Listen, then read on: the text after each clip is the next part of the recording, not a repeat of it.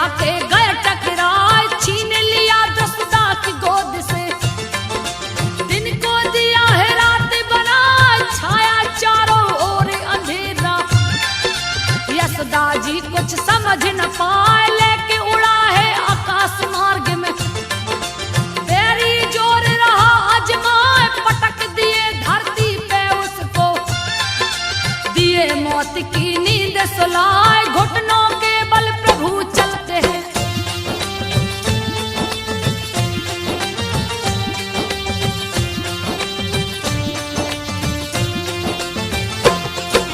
घुटनों के बल प्रभु चलते हैं, मुख पे दही गले पे लगाए, मीठी तोतली बातें करते। गैया की पूछ पकड़ झुल जा, एक दिन रात में चांद को देखा। यशोदा से बोले झुंझलाए, माता मुझको चंदा मंगा दो। कितना सुंदर रहा दिखाए, सुन के बातें श्री हरि की। चंदा मन ही मन मुस्काए, पानी परात में भर के लाई। उसमें चंदा दी दिखलाए, हाथ परात में डाल प्रभु ने।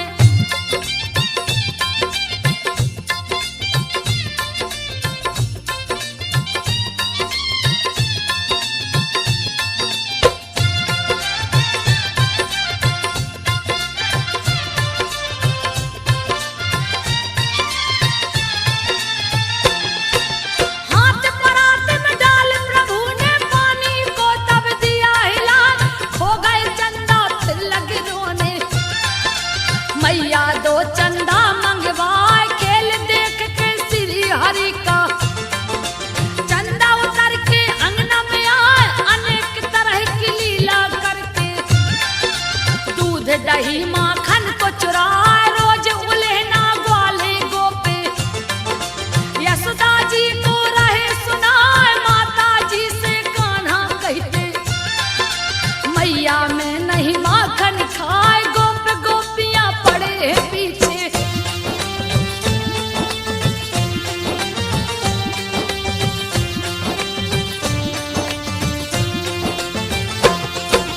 गोप गोपियां पड़े हैं पीछे, बरबस मुख देते लपटा।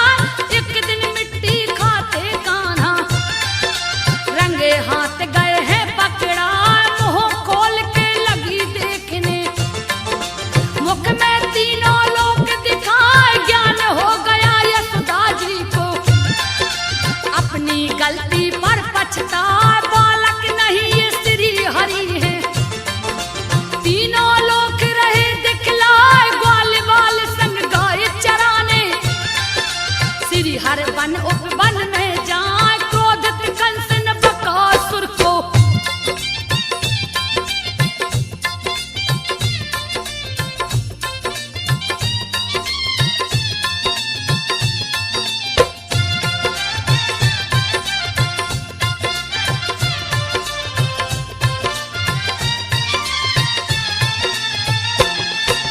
क्रोधित कंस ने बकासुर को यमुना के तट पे दिया पठा। बगुल का रूप धार के आया, ग्वाल बाल सब गए डराए। गैया बछड़ा भागन लागे, दिया भारी उत्पात मचाए। कृष्ण को चोंच में बंद कर लिया, ग्वाल बाल सब गए घबराए। मुख के भीतर बड़े हो गए, पांव तले दिए चोंच दबाए। बकासुर का वध कर डाला, कंस भी भय से गया घबराए। क्रोधी कंस ने अघासुर को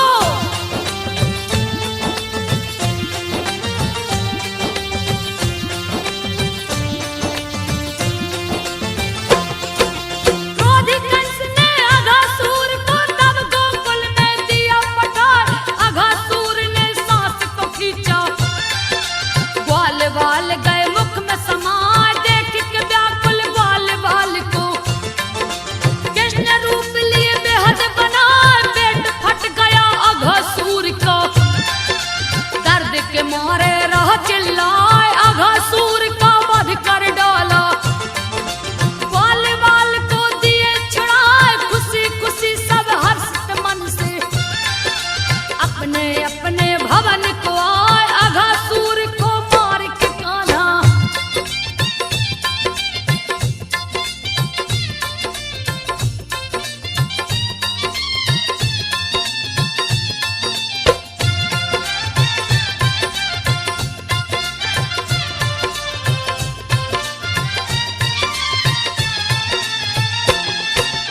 अघासुर का वध कर डाला, आसन यमुना तट पे लगाए, मित्रों संग जलपान करते।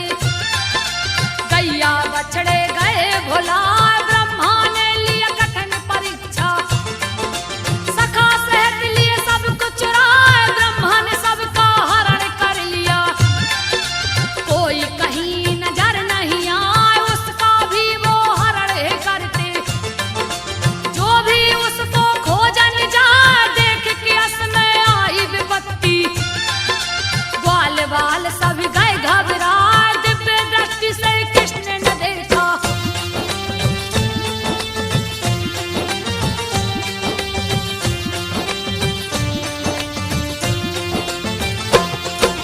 दिव्य दृष्टि से कृष्ण ने देखा, ब्रह्मा से नजर गई टकरा। ब्रह्मा को चोरी करते देख के कृष्ण जी मन ही मन मुस्काए, सारे सखा बिछड़े गायों से। कृष्ण जी ने है दिया छुड़ा, दूसरी बार जब ब्रह्मा जी ने सोचा सभी को फिर से चुराए, गैया बछड़ा नजर न आए।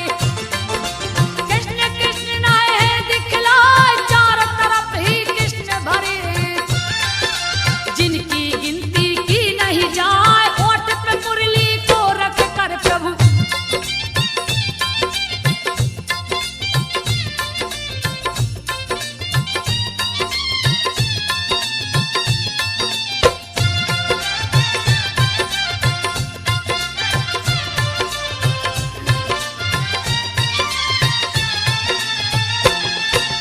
ओठ पे मुरली को रख कर प्रभु मंद मंद है रहे मुस्काए।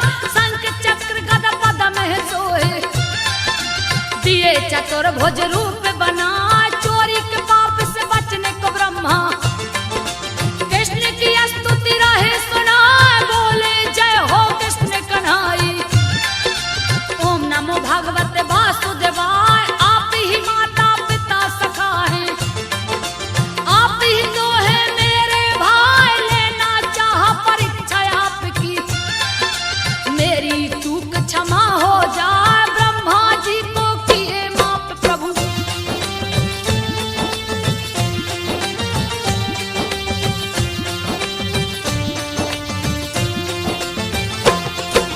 ब्रह्मा जी को किए माफ प्रभु, ब्रह्मा मन ही मन मुस्काए। ले परीक्षा निज धाम को चल दिए, हरि चरणन में शीस झुकाए। 8 बरस के हुए कृष्ण जी, गैया चराने वन में जाए। गैया को छोड़ के गेंदे खेलत, प्रभु जी यमुना तट पे जाए। उधर ही जाते गेंद खेलने, जिधर न कोई डर से जाए। इधर उधर है गेंद फेंकते, कभी मिलता कभी जाता भुलाए। कालिया नांग है बड़ा भयानक,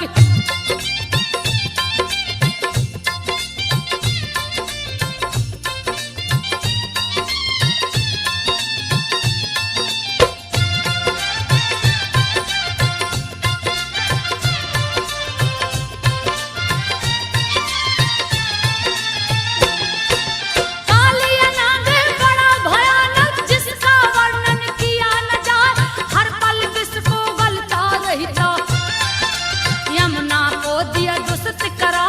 जो भी प्राणी पानी पी ले, विष के असर से वो मर जाए। विष के मारे यमुना का पानी काला काला नजर है आए। 10 योजन तक विष फैलाया, जिसके अंदर कोई न जाए। भूल से जो भी चला जाता है, लौट के फिर वापस न आया।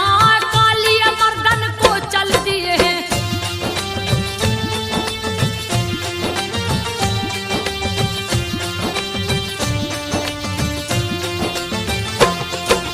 गेंद गिरा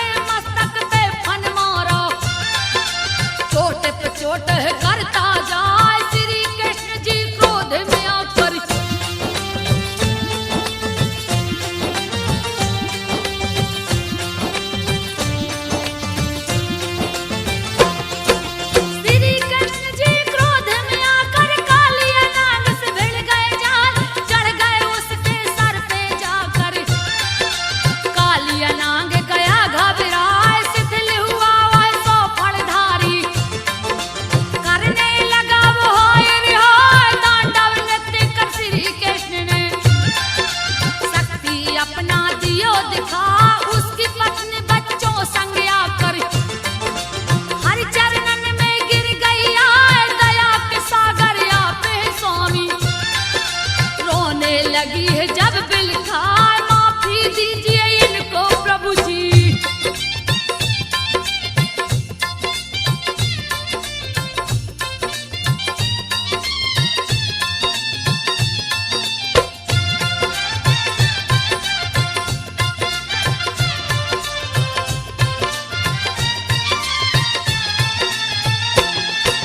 माफी दीजिए इनको प्रभु जी दास लीजिए अपना बना मेरे सुहाग की रक्षा कीजिए। श्री हर सुनकर गए मुस्काए छोड़ दिया है नांग को उसने।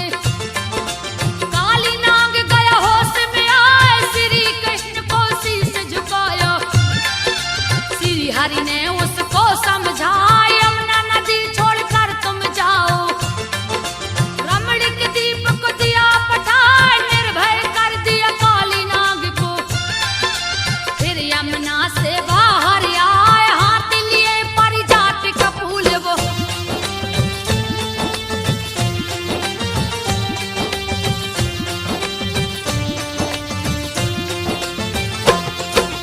हाथ लिए परिजात का फूल वो ब्रजवासी सब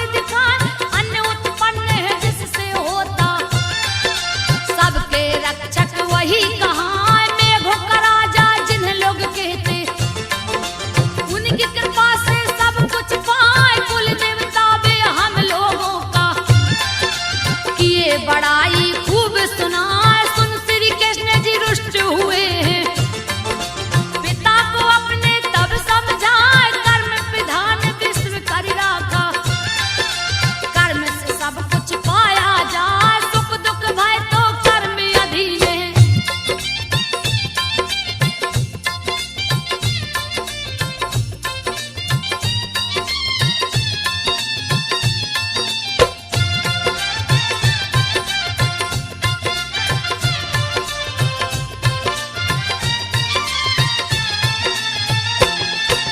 सुख दुख भय तो कर्म अधीन है, कर्म से बढ़ के कुछ भी ना, वशीभूत सब इसके प्राणी, कर्म की महिता कहीं न जाए, कर्म ही शत्रु कर्म ही मित्र है, कर्म ही देवता असुर कहवाए, कर्म से बढ़कर कुछ नहीं दूजा।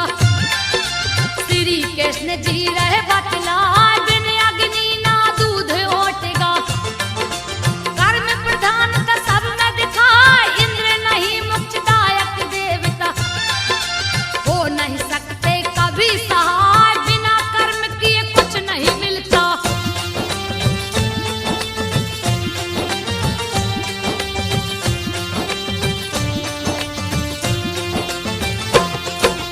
बिना कर्म किए कुछ नहीं मिलता, श्री कृष्ण जी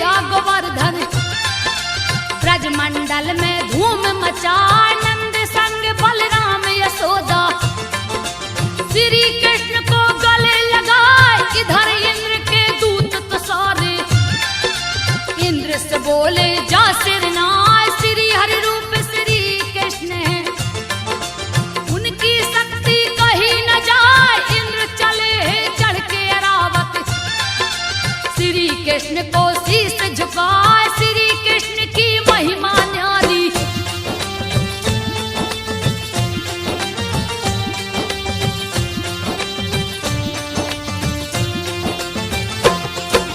श्री कृष्ण की महिमा न्यारी, जिसको कोई समझ न पाए, 8 बरस के प्रभु हुए तो यशोदा से बोले हर साय, गैया चराने वन में जाऊं, मुझको दो आज्ञा दिलवा, यशोदा जी और नंदन मिलकर, सुबह मुहूर्त दिया दिखा, धूमधाम से श्री कृष्ण जी गऊ चराने वन में जा, एक दिन एक सखा ने बोला, कृष्ण से बोला जा हर साय, थोड़ी दूर पे चाल बन।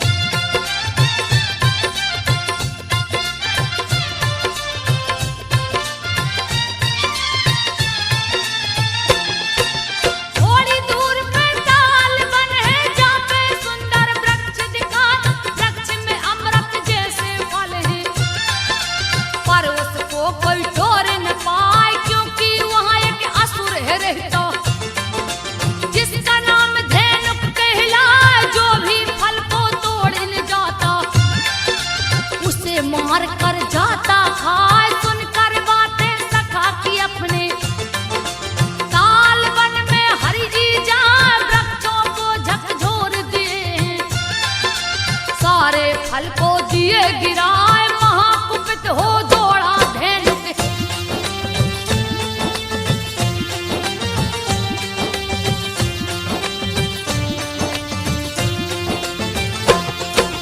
महाकुपित हो दौड़ा धेनुक, बलराम से जा गए टकराए, बलराम को है चोट पहुंचाया, छाती पे दिया लात चलाए,